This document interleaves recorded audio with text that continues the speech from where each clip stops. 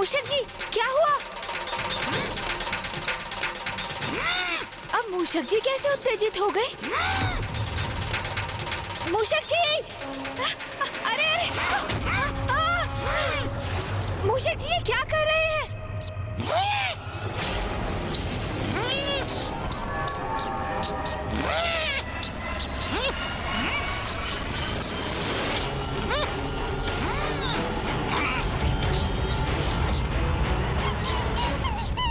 मूषक जी, प्रतीत होता है आप भी किसी के प्रभाव में आकर अपना मूल स्वभाव खो बैठे हैं। इस खरे को क्षति मत पहुंचाइए मूषक जी, जाने दीजिए इसे। मूषक जी, यदि आपने इस निरीह प्राणी को तनिक भी क्षति पहुंचाई तो आप अपने संपूर्ण जीवन में स्वयं को क्षमा नहीं कर पाएंगे। इसलिए अपने नेत्र बंद कीजिए, गहरी श्वास लेकर अपने क्रोध को शांत कीजिए और जाने दीजिए इस वंचर खरे को।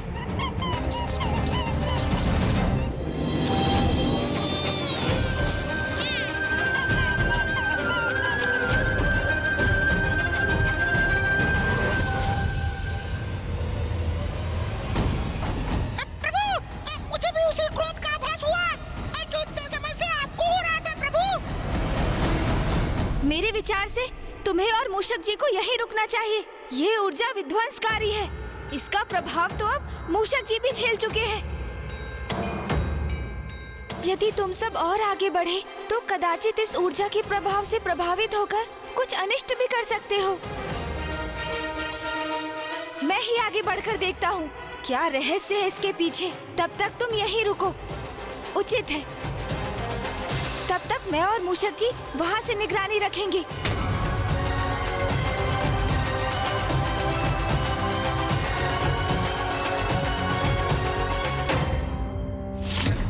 ओम नमः शिवाय। ओम नमः शिवाय। ओम नमः शिवाय। ओम नमः शिवाय। ओम नमः शिवाय। ओम नमः शिवाय। ओम नमः शिवाय। ओम नमः शिवाय।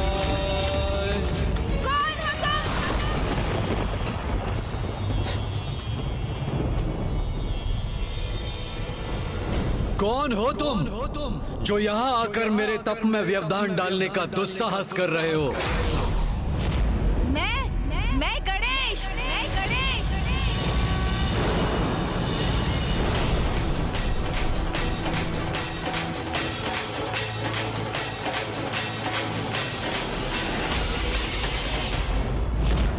वास्तविकता में उनके दो ही पुत्र हैं, कुमार कार्तिकेय जी और प्रथम पूज्य गणेश जी।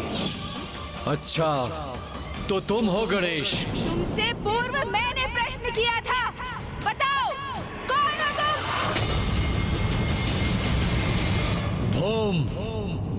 भोम हूं मैं।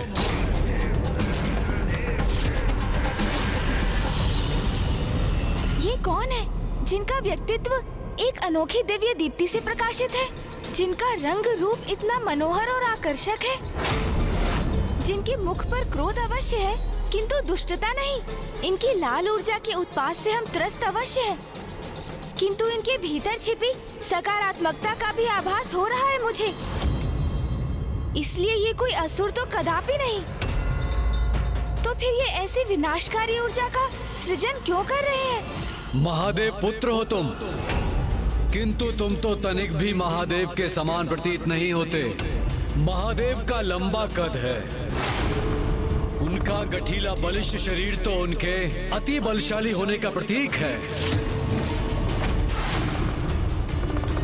तुमसे कहीं अधिक तो मैं महादेव के समान हूँ गणेश। मेरी छोड़ो, मैं जैसा हूँ उचित हूँ, किंतु तुम तो महादेव की तपस्या करते हो, उनका नाम जपते हो और फिर ऐसी उग्र और विनाशकारी ऊर्जा का निर्माण करते हो। और तुमने अपने इस उग्र ऊर्जा का लक्ष्य मुझे किस प्रयोजन से बनाया है? तो तुम्हें मेरी इस उग्र ऊर्जा का प्रभाव हो रहा है। किंतु ये कैसे संभव है? मैं तो एक तुच्छ और साधारण तपस्वी हूँ, जो महादेव का ध्यान अपनी ओर आकृष्ट करने हेतु उनकी तपस्या में लीन है।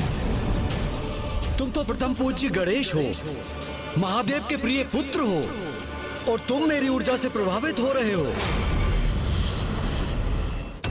मुझे ऐसा क्यों आभास हो रहा है जैसे इनका कोई व्यक्तिगत द्वेष है मुझसे? देखा महादेव, मैं तो आपके प्रिय पुत्र से कहीं अधिक प्रभावी हूँ। अपनी ऊर्जा के प्रभाव में बांध लिया मैंने उसे। स्वयं को महादेव का भक्त कहते हो और इतना भी नहीं समझते कि तुम्हारी ऊर्जा कितनी हानिकारक है। देखो इस स्थान को, देखो अपने तप स्थल को देखो। प्रकृति ने जैसे इस स्थान का परित्याग कर दिया है, बंजर बन गया है ये स्थान। अपने तन से उत्सर्जित होने वाली इस ऊर्जा को यही रोक लो। ये कैलाश नहीं, मेरा स्थान है। यहाँ आकर मुझे आदेश देने वाले तुम कौन होते हो? कैलाशवासी होंगे तुम्हारे स्नेही, तुम्हारे भक्त, वो सभी देवता जो तुम्हारे जन्मोत्सव का आनंद मनाते हैं, नृत्य गान करते हैं। किंतु यहाँ देखो, सर्वथा अकेले हो तुम, कोई नहीं है तुम्हारा यहाँ। इन्हें मेरे जन्मोत्सव की सूचना कैसे है? तो क्या ये स्वयं भी वहाँ गए थे? नहीं प्रभु, मैंने तो स्वयं सभी अतिथियों का स्वागत किया था। ये वहाँ होता तो मुझे अवश्य स्मरण होता प्रभु। वहाँ कैलाश पर होगे तुम जगत पिता महादेव और माता पार्वती के प्रिय पुत्र। और हाँ, अपने भ्राता देव सेनापति का भी साथ प्राप्त होगा तुम्हें।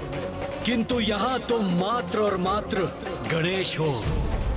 किया होगा तुमने बड़े बड़े असुरों का संहार।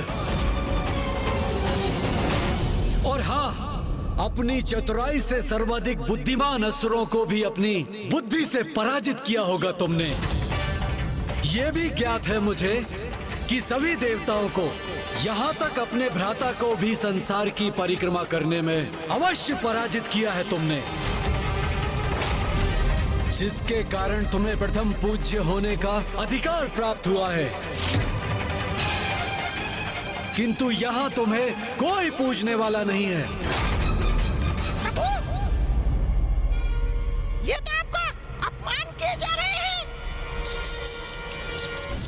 और होगे तुम नारायण और ब्रह्मदेव के चहेते। की होगी तुमने कठोर तपस्या ज्ञान प्राप्ति के लिए, और माता से पाए होंगे सभी प्रकार के शक्तिशाली अस्त्र शस्त्र। किंतु स्मरण रखना, जो मेरे शरीर से ऊर्जा प्रवाहित हो रही है, वो तुम्हें भी नष्ट करने में सक्षम है। गणेश, अपने क्रोध पर नियंत्रण रखो, शांत हो जाओ।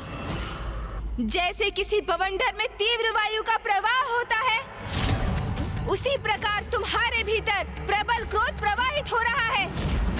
ये तो ज्ञात हो गया था मुझे, किंतु अब मुझे तुम्हारे भीतर अंतहीन ईर्ष्या का भी आभास हो रहा है। ईर्ष्या? क्या प्रभु?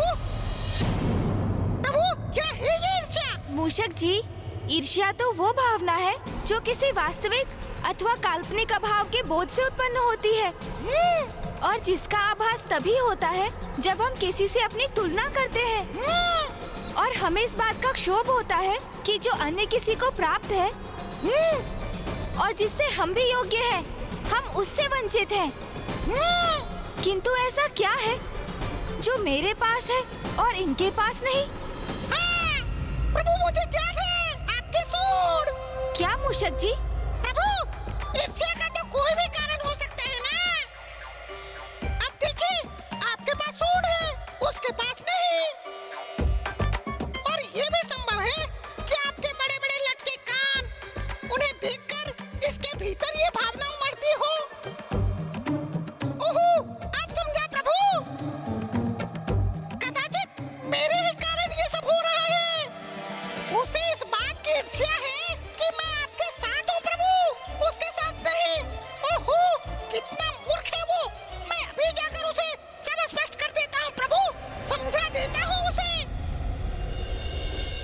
सावधान मूषक जी, उनके पास 4 हाथ हैं और वे एक अत्यंत प्रवीण योद्धा भी प्रतीत होते हैं। किंतु मेरे प्रति इतने ईर्ष्यालु क्यों है ये भौम? कौन है ये और क्या है इनका वास्तविक परिचय? मुझे तो ऐसा प्रतीत हो रहा है कि ये कोई सदात्मा ही है जिसे उनकी ईर्ष्या ने भटका दिया है। कदाचित ये ज्ञात करने के लिए मुझे ही वहाँ जाना होगा, और इससे भी अधिक ये ज्ञात करने कि वो मुझसे इतना क्रोधित क्यों है। प्रभु, मैं तुम्हें एक अंतिम चेतावनी दे रहा हूँ, रोक दो इस ऊर्जा को, अन्यथा क्या करोगे तुम? मेरे बारे में इतना सब कुछ ज्ञात होने पर भी ये प्रश्न तो मुझसे पूछ रहे हो। मेरे सभी प्रश्नों के उत्तर इस पुरुष की पहचान से ही उजागर हो सकते हैं कि कौन है ये।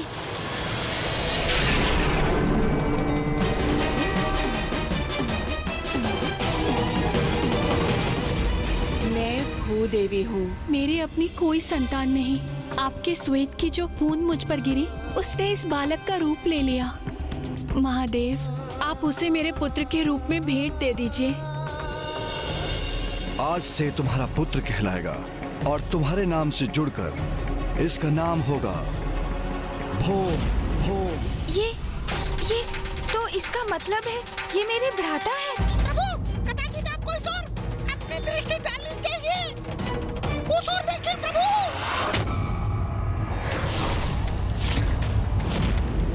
बस इतना ही?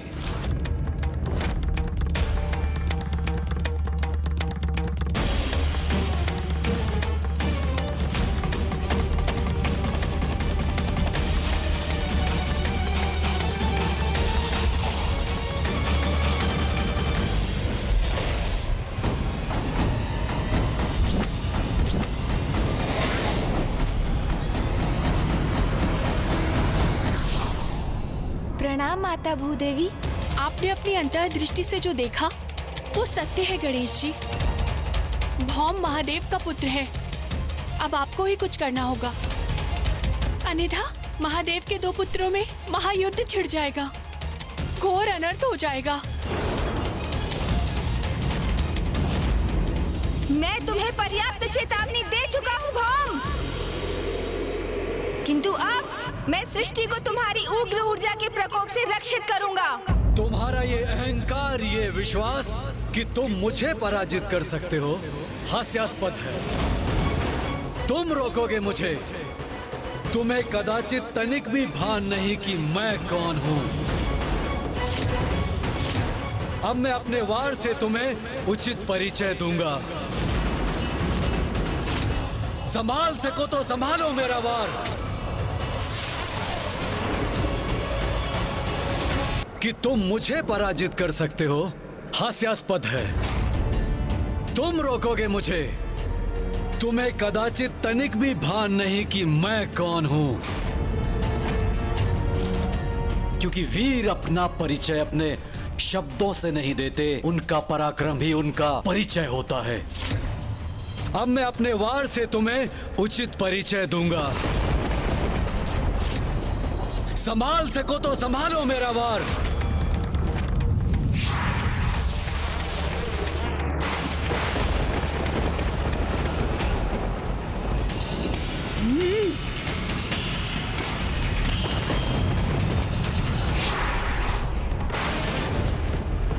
नहीं गणेश, हमारे इस युद्ध में प्रथम वार तुम नहीं करोगे। तुमसे पूर्व मैं तुम पर आक्रमण करूंगा।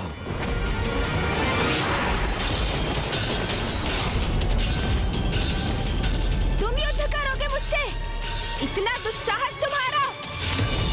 तो लो भौम, तुमने स्वयं अपने विनाश को चुनौती दी है, तो अब उसका सामना भी करो।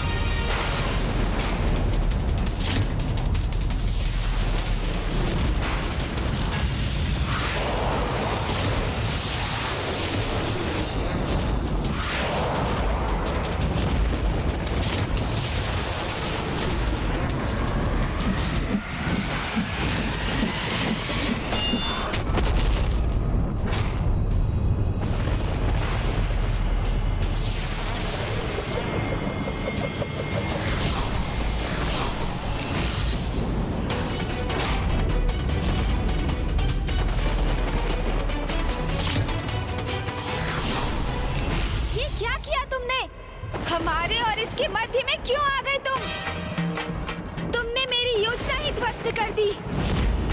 अन्यथा मैं अब तक इस अहंकारी भौम का अंत कर चुका होता।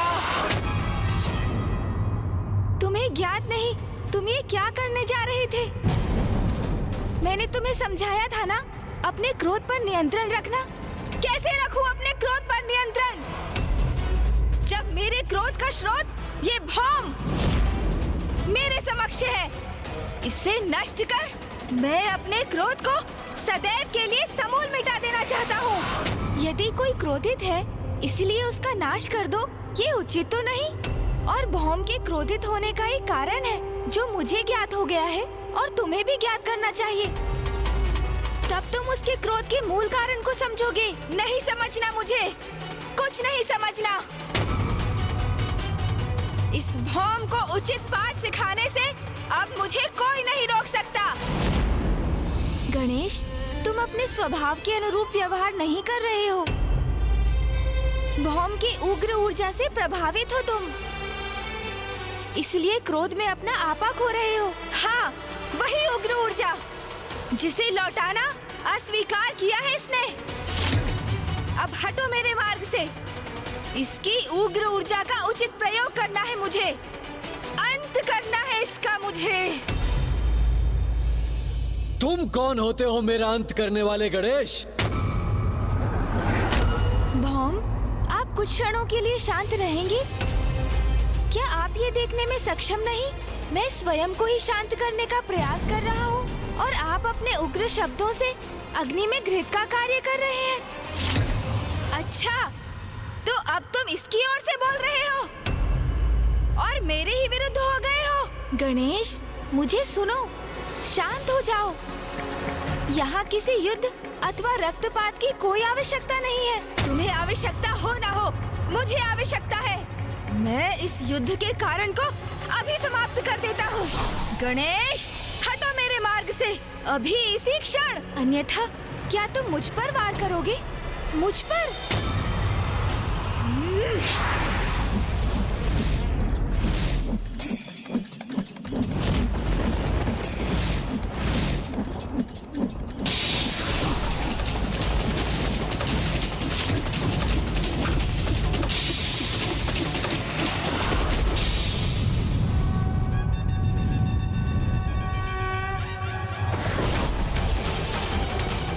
यदि भैया यहाँ होते तो तुम्हें मुझ पर वार करने के लिए बहुत कठोर दंड देते। कैलाश लौटने पर उन्हें अवश्य बताऊंगा मैं। फिर देखना, भैया यहाँ होते तो दंडित तुम होते।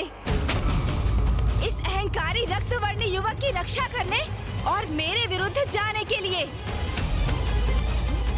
और उन्हें तो तुम कुछ तब कह सकोगे जब मैं कहने दूंगा तुम्हें। अब मैं सर्वप्रथम तुम्हें बांधूंगा, फिर इस भौम का भी उचित उपचार करूंगा।